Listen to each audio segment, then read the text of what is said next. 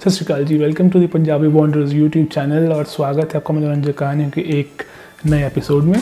आज के एपिसोड में जाने वाले हैं स्लोवेनिया और बात करेंगे वहाँ की एक लंबी लाइमस्टोन केव के बारे में, जो कि इतनी लंबी है कि उसके अंदर ले जाने के लिए टूरिस्ट को ट्रेन में लेके जाते हैं। So let's start the video. हाँ जी, तो आई होप आपने पिछले एपिसोड्स देख लिए होंगे, रशिया से, आइसलैंड से, कजाकिस्तान से और एम्स्टर्डम से। सो ये आई गेस 5th एपिसोड है मनोरंजक कहानियों का। तो चलते हैं स्लोवेनिया।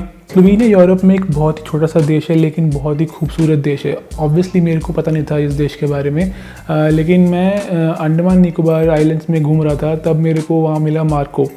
तो मार्को स्लोवेनिया का रहने वाला है, मेरे को वहाँ मिला। तब मार्को ने बोला कि मैं स्लोवेनिया में रहता हूँ, तो कभी तुम्हें यूरोप आना हो तो do come to me, I will host you. तो जब मैं पहली बार यूरोप गया था 2017 में, तब मैं स्लोवेनिया गया था। तब मैं स्लोवेनिया से इतना ज़्यादा इम्प्रेस हुआ कि मैं अभी लास्ट ईयर दोबारा जब यूरोप गया तो मैं दोबारा एक हफ़्ता स्लोवेनिया में लगा गया।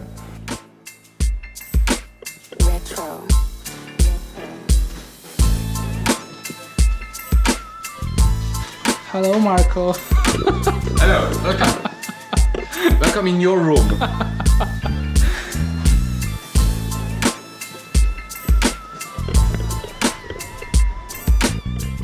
बात करते हैं कि स्लोवेनिया में ऐसा है क्या। स्लोवेनिया में एल्प्स, बहुत ही सुंदर एल्प्स हैं, बहुत सुंदर पहाड़ हैं, बहुत सुंदर लेक्स हैं। और लेक्स तो मतलब इतनी सुंदर हैं और इतना साफ़ पानी है उसमें। हर एक लेक में like they maintain very clean water, और ऐसे turquoise shade, blue shade, green shade type आपको दिखता है पानी। लेक प्लेट तो आपने सुना ही होगा, लेक प्लेट तो काफ़ी फेमस है। लेक यासना है और बहुत सारी लेक्स हैं। I have a few drone shots as well.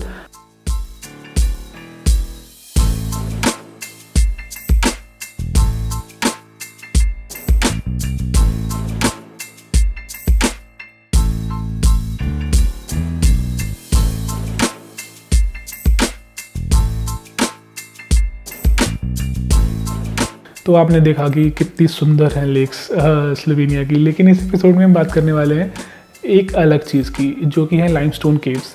Limestone caves India में भी आपको देखने को मिल जाती हैं। मैंने मेघालय में देखे हैं लाइमस्टोन केव्स, और मैंने अंडमान में भी देखे हैं लाइमस्टोन केव्स। लेकिन जो यहाँ पे लेक्स थी, दे आर 24 किलोमीटर्स लॉन्ग, मतलब बहुत ही लंबी हैं। वो लाइमस्टोन केव्स बनती कैसे, जैसे कोई भी रिवर है वो फ्लो कर रही है, वो बह रही है बहुत ही हज़ारों सालों से, तो वो पत्थर काट काट के केव्स बना देती है अंदर। तो इसमें वो स्टैलेग्माइट्स, स्टैलेक्टाइट्स होते हैं। थोड़ा ज़्यादा साइंस हो गया, विल लीव इट।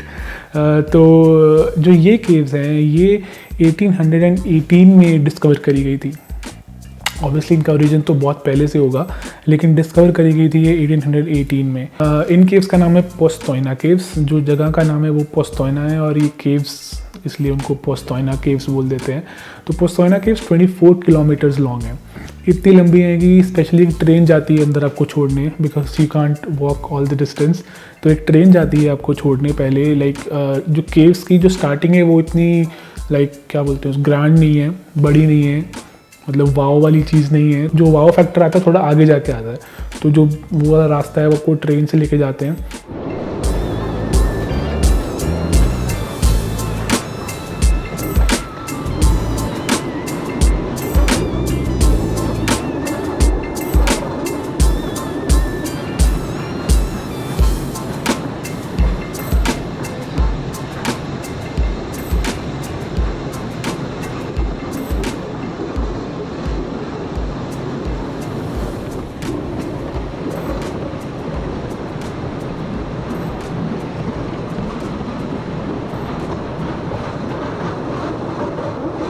तो जैसे आप ट्रेन से उतरते हो तो देखते हो कि यार इतनी बड़ी हैं और इतनी ऊंची हैं ये केव्स। मतलब आपको लगता है कि आप किसी और दुनिया में आ गए हो, मतलब अंडरग्राउंड दुनिया है कोई यहाँ पे बड़ी सी। और यहाँ पे ऐसे फिर बहुत सारे पाथवेज बने होते हैं, आप यू कैन वॉक अराउंड। कोई ऐसा वो नहीं है कि आपको इसी रास्ते जाना है। तो आप एक ऑडियो गाइड ले लो और then you can just go around and see कि क्या क्या है देखने को।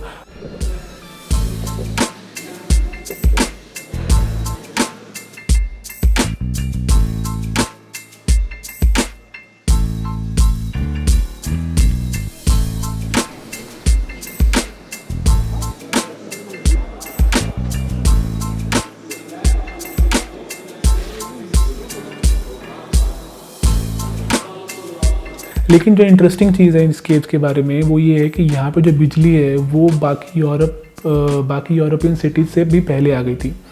तो 1818 में डिस्कवर करी गई थी ये केव्स, और 1883 में जो ऑस्ट्रिया का एम्परर था, जो ऑस्ट्रिया का किंग था, उसकी विज़िट थी यहाँ पे। तो उसकी विज़िट से जस्ट पहले उन्होंने यहाँ पे बिजली की लाइट्स लगा दी। इससे पहले टॉर्च होती थी, फायर होते थे, दूसरी चीज़ें होती थी, लेकिन उससे लाइक दिखता नहीं था कि कितनी बड़ी हैं, कितनी ग्रैंड स्केल पे हैं ये केव्स। मतलब जहाँ जहाँ टॉर्च होगी वहीं वहीं दिखेगा ना।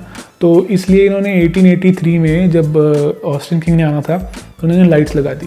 तो लुबियाना में भी 1883 से 15 साल बाद, मतलब कि 1898 में जाके बिजली आई, लेकिन इन केव्स में 1883 में ही आ गई। अब इन केव्स के अंदर जाने के लिए obviously there is an entry ticket. 26 euro की एंट्री टिकट है शायद, और 26 यूरो इज़ लाइक 2000 रुपये। और इसके पास में एक और चीज़ है, प्रिद्यामा कासल। प्रिद्यामा कासल के नीचे भी केव्स पाई जाती हैं, और बोलते हैं कि दोनों आपस में जुड़ी हुई हैं और ये सब चीज़ें। लेकिन वो ये कि प्रिद्यामा कासल में जाने के लिए अलग से एक और 1000-1500 की एंट्री फीस थी, और मैं ज़्यादा एंट्री फीस नहीं खर्चता। मैं देखता हूँ कि जहाँ पे जाने का फ़ायदा है वहीं पे जाता हूँ मैं, ऐसे नहीं कि हर जगह पे एंट्री फीस दे देता हूँ। तो इसलिए मैं प्रिद्यामा कासल नहीं गया था, पोस्टोइना केव्स में गया था। पोस्टोइना केव्स के बारे में एक और इंटरेस्टिंग चीज़ ये है कि यहाँ पे एक सैलमेंडर पाया जाता है, लाइक इट्स एन एम्फीबियन, इसको ह्यूमन फिश भी बोल देते हैं, और वो कहीं और नहीं पाया जाता है। ओके, तो स्लोवेनिया क्योंकि मैं 2 बार जा चुका हूँ तो I can recommend a lot of places to you अगर आप कभी स्लोवेनिया जाएं। वैसे मेरे ख्याल से तो आपको स्लोवेनिया जाना चाहिए पक्का से। मतलब आप बाकी जगह स्विट्ज़रलैंड जाते हो तो बहुत खर्चा हो जाता है, बहुत महंगा है। स्लोवेनिया उतना महंगा नहीं है। आप स्लोवेनिया जाएंगे तो लेक ब्लेड जाएँ, पोस्टोइना केव्स जाएँ, प्रिद्यामा कासल जाएँ। फिर यहाँ पे वाइन, बहुत सारी वाइन है, तो विनयार्ड बहुत सारे हैं। आप किसी भी विनयार्ड में जाके वहाँ की वाइन ज़रूर ट्राई करें, वाइन काफ़ी अच्छी मिलती है। और ऑब्वियसली बहुत सारी लेक्स हैं। अगर आपको स्विमिंग आती है तो बहुत ही मज़े हैं आपके, आप कहीं भी जाके स्विमिंग कर सकते हो। अगर मेरे जैसे जिसको स्विमिंग नहीं आती है तो ठीक है, जाके बैठना, मतलब चिल करो, वहाँ जाके बैठो आराम से, शांति है काफ़ी, क्योंकि इतना टूरिस्ट नहीं है यहाँ पे अभी। इसके अलावा एक और बड़ी इंटरेस्टिंग चीज़ है स्लोवेनिया के बारे में, लुबियाना जो कैपिटल है वो that became Europe's first zero waste capital. तो वहाँ पे जितना भी वेस्ट होता है वो सब का सब रिसाइकिल होता है। मतलब इसके ऊपर मैंने अलग से वीडियो बनाई थी जब मैं इस बार स्लोवेनिया गया था। तो जो सारा वेस्ट होता है वो रिसाइकिल होता है बहुत तरीके से। तो I put a link in the description, आप जाकर देख सकते हैं। बाकी यूरोप जाने के लिए अगर आपको और डिटेल्स चाहिए कि कैसे वीज़ा लगाना है, कैसे प्लानिंग करनी है, करेंसी, एवरीथिंग, तो उसके लिए अलग से वीडियो है। बिकॉज मैंने अभी 40 डेज़ करे थे यूरोप में सिर्फ 60-65 हज़ार रुपये खर्च करके, तो you can watch this video as well.